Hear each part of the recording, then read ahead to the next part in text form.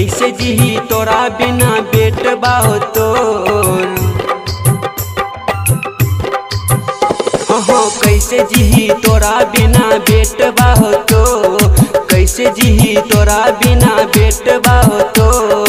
हम ना छोड़बे माई अचरा के कोर, हम ना छोड़बे माई अचरा के कोर। कैसे जी तोरा बिना बेटबा हो तोर, हम ना छोड़बे माई अचरा के कोर, हम ना छोड़बे माई अचरा के कोर।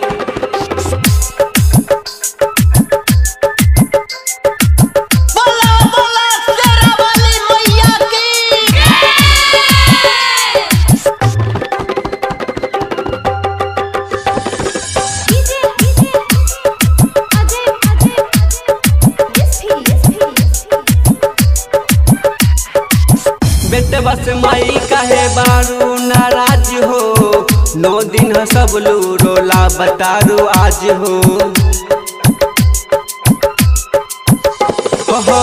बेटबा से माई काहे बारू नाराज हो, 9 दिन सब रोला बतारू आज हो। रह जाए माई ये और जीवा मोर, हम ना छोड़बे माई अचरा के कोर, हम ना छोड़बे माई अचरा के कोर।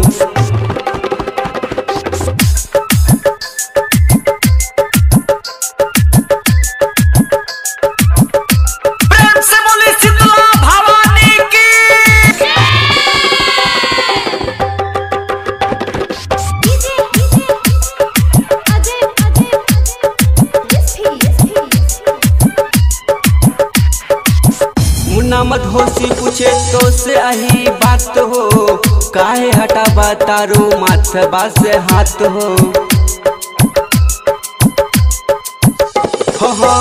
उमर दीवाना पूछे तो से आही बात हो, काहे हटाबा तारू माथबा से हाथ हो। देखा माई गिरे हमरा आँखिया से लोर, हम ना छोड़बे माई अचरा के कोर, हम ना छोड़बे माई अचरा के कोर। Recording by Riya studio Khagaria भदा।